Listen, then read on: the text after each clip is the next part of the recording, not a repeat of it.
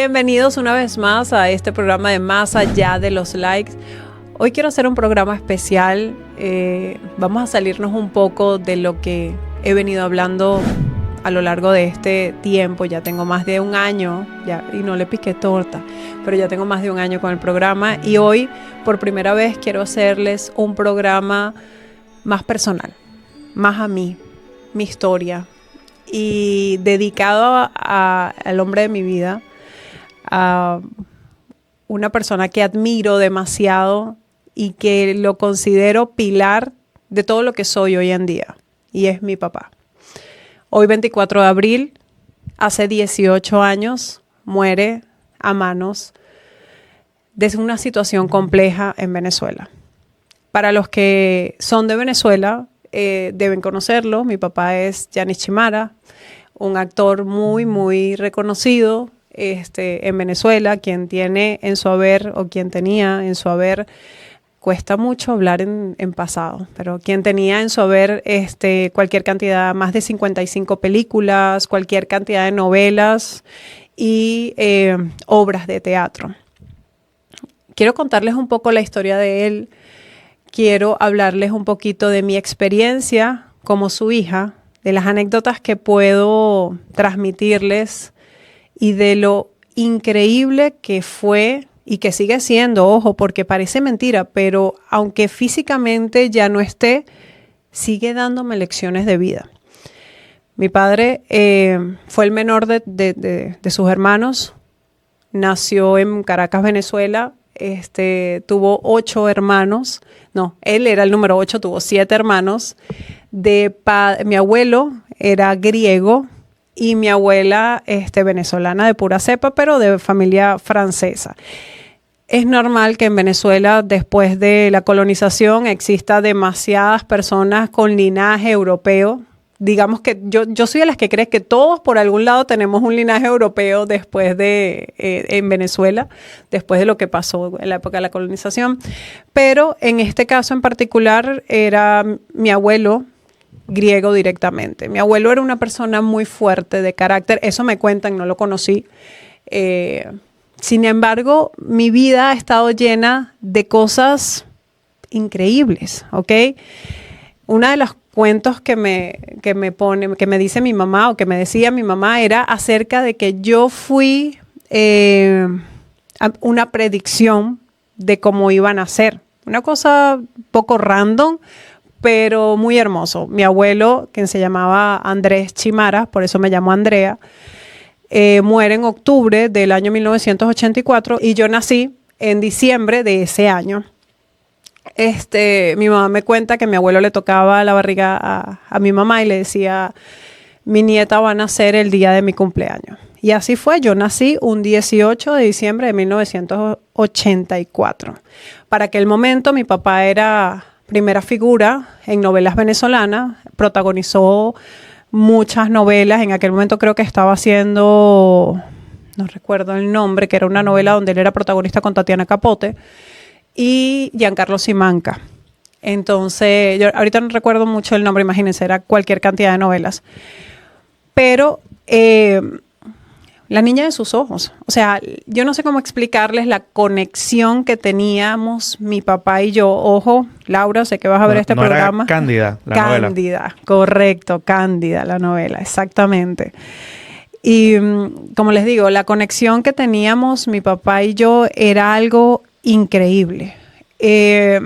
Yo desde que tengo uso de razón tuve mucha inquietud sobre la vida y las cosas que tenía a mi alrededor, y fui, digamos, una niña poco normal, y también por las circunstancias y las condiciones que me tocó vivir. Siento que mi familia, aunque agradezco demasiado haber nacido allí, éramos un poco disfuncionales en cierto aspecto.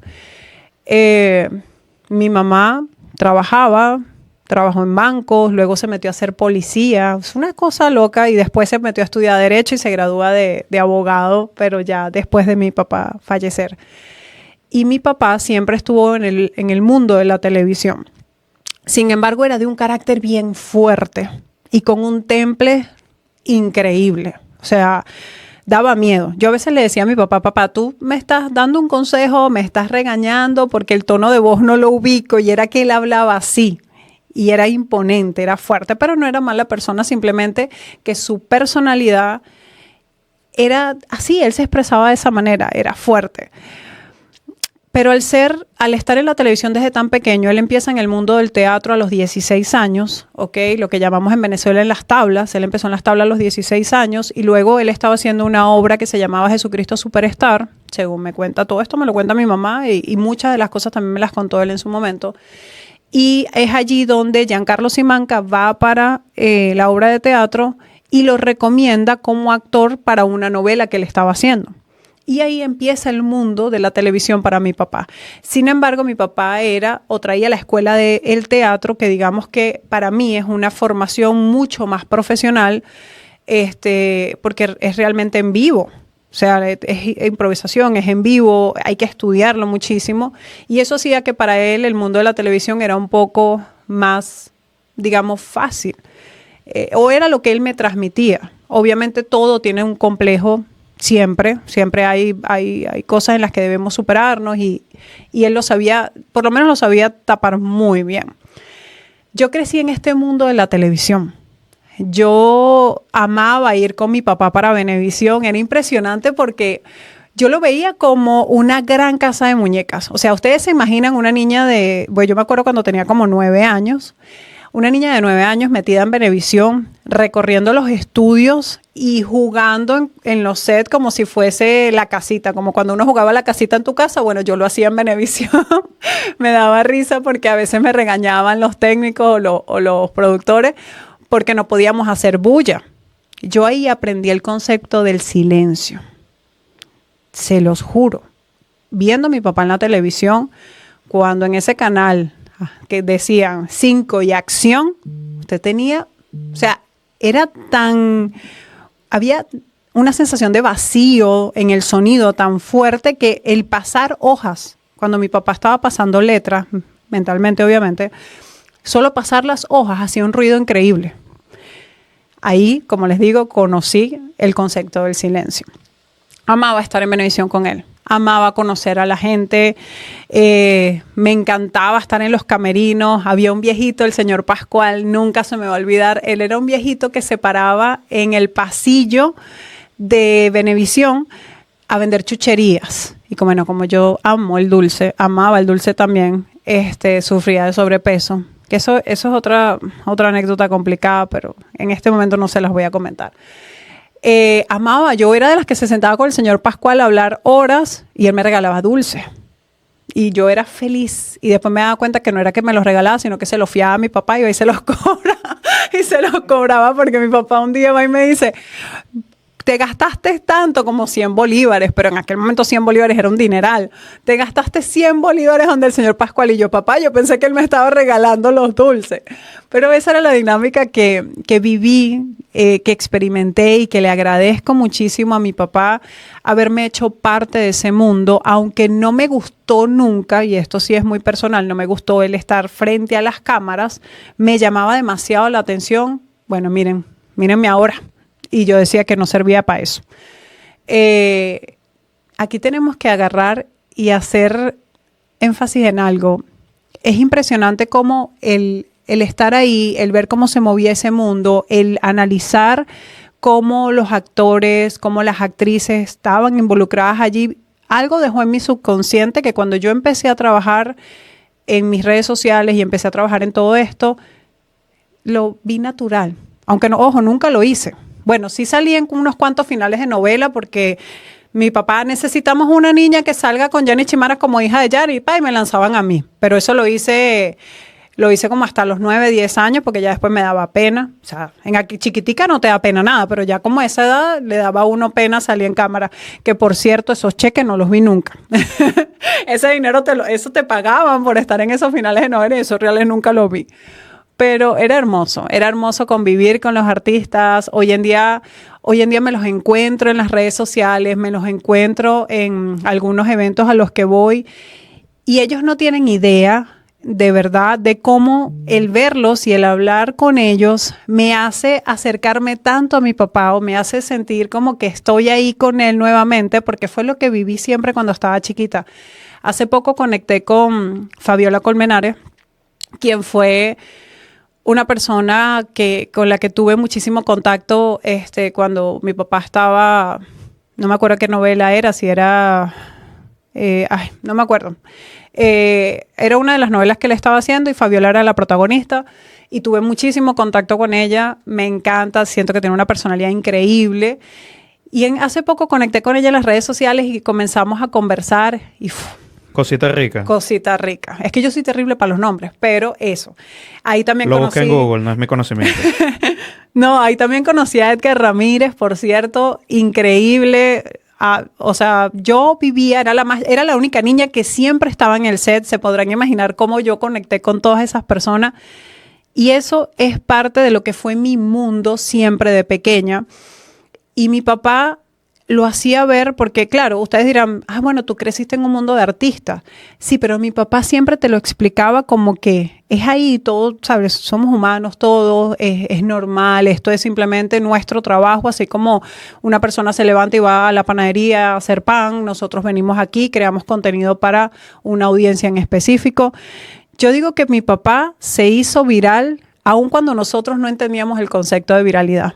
Impresionante, porque donde él llegaba en Venezuela y muchos de los actores también les pasaba, lo conocían, sabían quién era, hablaban con él, le pedían autógrafos de aquella época cuando se las pedían a papelito. Pues no existía la foto todavía cuando los teléfonos con cámara. Bueno, sí habían fotos, la gente a veces tenía sus camaritas Kodak, imagínate Kodak hace años. Y ese era momentos Kodak. Sí, y ese era mi mundo. Sin embargo, lo que había tras ese mundo de Venevisión era el mundo de papá. ¿Ok? El mundo cuando él era papá, cuando él era sostén de hogar, nunca nos faltó nada. De verdad agradezco demasiado la familia que tuve, a pesar de las dificultades que tenemos. Yo pienso que todas las familias tienen problemas. Lo importante no es el problema, sino la capacidad que tienes para resolverlo y cómo te enfrentas a ellos. Y eso era algo en lo que mi papá, y yo siento que yo eso lo adquirí de él. Mi papá tenía una habilidad increíble para hacer que un problema, por muy grande que fuera, él lo presentaba y lo hacía pequeñito. Tranquila, mañana ya salimos de eso. Una frase que él usaba mucho era, Dios proveerá. Obviamente los problemas siempre eran de dinero, en su mayoría, como todo en la vida. Y a uno le preocupaba. Yo con 9, 10 años ya entendía cómo se movía el dinero en mi hogar, cuando faltaba, cuando a veces no había un plato de comida sobre la mesa. Pero él tenía una habilidad increíble para ir a donde el supermercado de la esquina, saca fiado, te pago ahorita cuando cobre el 15 y resolvía. Y esa era mi realidad. El hecho de que era un actor de novela no quiere decir que no hubo momentos malos. Recuerdo que hubo una época donde Chepa Candela, que se encargaba, que era como decirte el hater del momento, se encargaba de destruir carreras o de hacer chismes. Creó un chisme diciendo que mi papá tenía SIDA y en aquel momento el tema del SIDA era tan tabú que no sabía si se contagiaba por el contacto, que, ¿saben? Y era, el SIDA te mata, ya, eso era lo que la gente entendía y lo botaron de Venevisión, tuvo muchísimos problemas a raíz de eso y bueno, se logró resolver. Y esa habilidad que él tenía para resolver las cosas era tan increíble, tan hermosa, que me enseñó a mí eso y otras cosas que viví, me enseñó a mí que a veces nosotros en la vida nos preocupamos tanto y nos enfocamos tanto en ese problema que podamos tener en el momento y 3 días después, cuando lo lograste resolver, porque de alguna u otra forma lo hacemos, dices, Dios mío, yo preocupado y mira, no era tan complejo. Y así es todo, así es todo. Por muy grande que sea el problema, si tenemos la capacidad de enfrentarlo, lo vamos a minimizar, créanlo.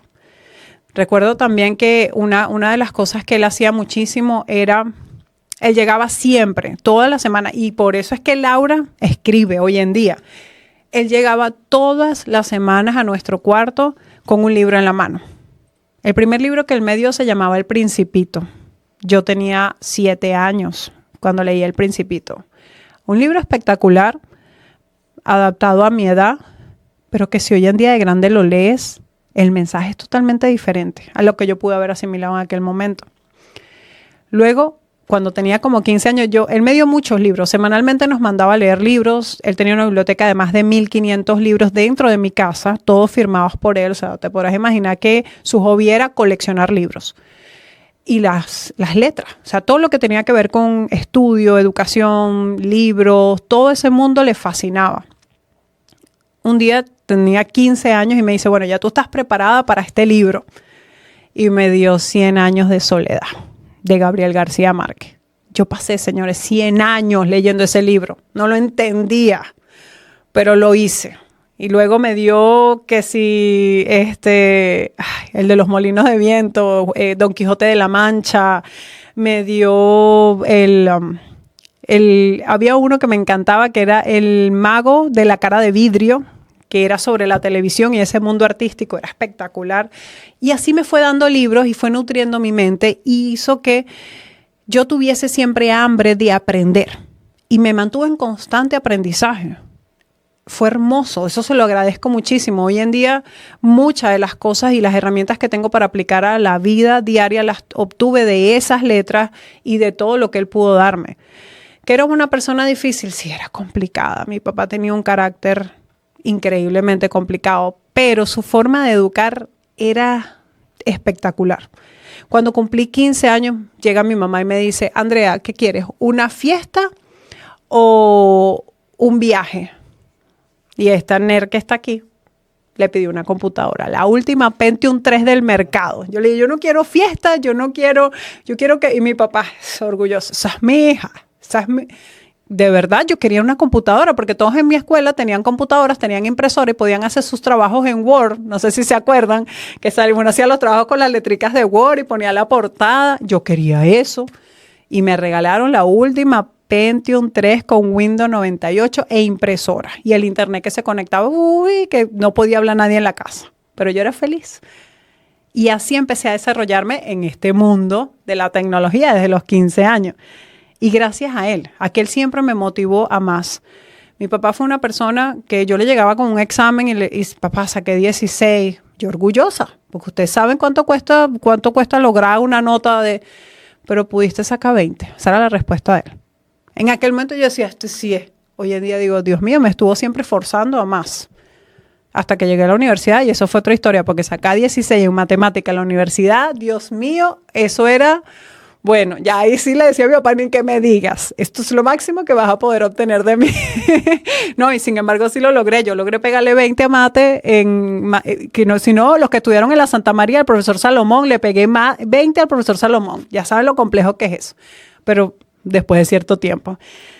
El punto es que, viejo, quiero hacer este programa para él, para que ustedes conozcan la faceta de mi papá como padre, quien fue un hombre increíble, que sé que se deben estar preguntando, pero echa el cuento de cómo murió, porque esa parte morbosa la tienen ahí muchísimo.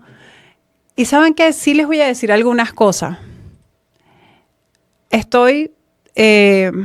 Digamos que es complejo hablar de eso, pero estar ahí a su lado en su último aliento es reconfortante. Dice como, ok, fui la última persona a la que vio, fui la última persona que estuvo con él, así como él fue siempre la primera figura para mí. Y no es que no ame y adore a mi mamá, pero es que la conexión que yo tenía con mi papá era increíble. Él muere un 24 de abril del 2007, hace 18 años ya hoy, a manos de... La policía decían que eran antisociales. Muchos sabemos que tiene la mano metida allí la situación que pasa en Venezuela. No quiero entrar en temas políticos. Lo cierto es que llegamos ese día a las 5 de la mañana a recoger a una amiga. Íbamos mi esposo, que actualmente es mi esposo, en aquel momento era mi novio, iba manejando el carro. Mi papá iba de copiloto y yo iba en la parte de atrás del carro, sentada justamente detrás de él. Eso era una rutina que nosotros hacíamos todos los días de lunes a viernes, porque yo en aquel momento trabajaba en el Banco de Venezuela, en el área de sistemas, y iba a buscar a una amiga todos los días que trabajaba también en el Banco de Venezuela. Ese día llegamos, ella no salía, mi papá estaba histérico porque ella no salía y él era muy puntual y muy con el tiempo. Me hace acordar tanto a Laura porque Laura es así. Y la casa, nosotros estábamos parados como una calle transversal y la casa se veía diagonal. O sea, no se veía exactamente la entrada, pero se veía un poco. Y vimos salir, yo, que era la que estaba pendiente de mi amiga, vi salir a 4 personas. Lo primero que se me vino a la mente fue, oye, ella se fue de rumba, estaba con amigos allí en la casa, no va a ir a trabajar. Pero ese día me di cuenta que mi nivel de reacción ante situaciones complicadas es lento. Yo soy de las que, y lo comprendí en ese momento, yo soy de las que se paraliza ante, o sea, no reacciona ante esos momentos. Y me daba chance de decirle a mi esposo, arranca. Porque ellos venían caminando con la parsimonia de la vida. A mitad de camino yo vi que uno de ellos traía un arma. Mi papá estaba concentrado en el teléfono y mi esposo estaba concentrado en ver que le estaba prendiendo la luz del alternador como típico mecánico, que le estaba prendiendo la luz del alternador al carro. Y yo he podido decirle a ellos que arrancaran, a mi papá o a mi esposo, y no me salían las palabras. Tenía mucho miedo. Y ellos llegaron directo a donde mi papá, lo bajaron del carro y lo apuñalaron. Le dieron 2 puñaladas, una le corta la sien y la segunda directa en el corazón. Ellos no nos tocaron ni a mi esposo. Bueno, a mi esposo le dieron un cachazo y le quitaron una cadena, pero yo creo que eso es parte de que se encontraron con una cadena de oro en el camino y no le iban a dejar, pues. A mí no me hicieron nada, ni me vieron, ni me dijeron nada. Simplemente llegaron, lo bajaron del carro. Y una de las cosas que me llamó, como les digo, yo tengo una habilidad muy grande para... no sé si es que veo las cosas como en cámara lenta, grabo mucho donde estoy, analizo los espacios donde me encuentro. Yo, en lo que ellos venían caminando, que llegan a la ventana de mi papá, le dicen, ¿qué pasó, Chimara? Si fueran antisociales que te van a robar y no te conocen, no te van a identificar. Esa fue la primera que me quedó así en la mente, como que esto no es normal. Lo segundo es que ellos se meten al carro, quitan la llave y mi papá estaba lleno de oro y de prendas porque en aquel momento él estaba haciendo la novela de Hueca y Puro Mercado de ¿cómo que se llama? Ciudad Bendita. Y el personaje de él era un nuevo rico que estaba forrado de oro, que tenía una venta de lavadoras y no sé qué. Eso era puro Goldfield de Venevisión, de utilería de Venevisión, pero si ellos no lo saben en ese momento, una persona que va a robarte te quita todo eso. Y tenía un celular, un B3, que en aquel momento... O sea, habían muchas cosas que como que a mí no me cuadraron en la situación, pero sin embargo en ese momento como tal, mi preocupación era llevar a mi papá a una clínica, porque ellos lo apuñalaron y se fueron. Y nosotros vivíamos en Guatire, y eso fue en la calle principal donde está, no me acuerdo cómo se llama esa zona ahorita. Lo cierto es que teníamos la clínica a 1 cuadra. Y no llegamos. Y el forense nos dice, tiempo después de la autopsia, nos dice, mira, ni que lo hubiesen apuñalado aquí con el médico al lado, se salva, porque le reventaron la arteria principal del corazón. Entonces, bueno, fue una situación compleja. Me tocó vivir eso a la edad de 20 años, perder a tu papá, porque no es lo mismo que tú pierdas a una persona querida por una enfermedad que tú te estás preparando psicológicamente para eso, a que te lo arrebaten de las manos. Ese día a las 5, y esto es un mensaje que le quiero dejar a todos, no sabemos cuándo nos vamos, no sabemos cuándo vamos a perder a esa persona que tanto amamos. Aprendamos a valorar el poco tiempo que pasamos con esa persona que queremos, que amamos, tu mamá, tu papá, tu esposo, tu hermano. Aprendamos a disfrutar de esos pequeños momentos, porque tú no sabes qué pueda pasar mañana. Y a la prueba me remito, mira lo que le pasó al cantante de merengue. ¿Cómo es que se llama? Rudy Pérez. Mira lo que le pasó. Él se montó en una tarima a cantar y a las 2 horas ya no estaba con vida. Tantas cosas se quedan sin decir, tantas cosas nos quedamos sin expresar, que guardamos esa botella para ese día especial. ¿no? Tu día especial tiene que ser hoy, tu celebración tiene que ser hoy que estás vivo.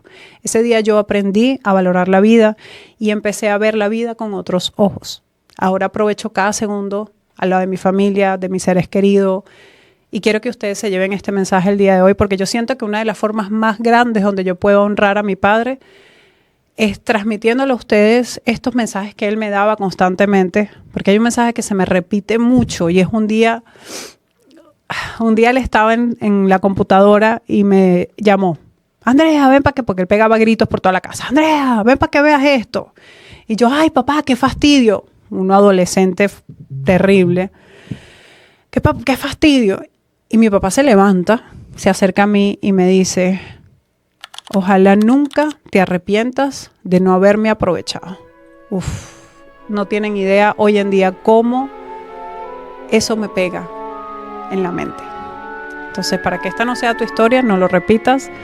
Y quería hacer este programa el día de hoy para que, en honor a mi papá, que está cumpliendo 18 años y aunque está muerto hace 18 años, me sigue dando lecciones hermosas. Les prometo que para el próximo programa no va a ser tan triste, pero espero que se puedan llevar grandes anécdotas del día de hoy y que puedan reflexionar muchísimo. Los espero en un próximo programa.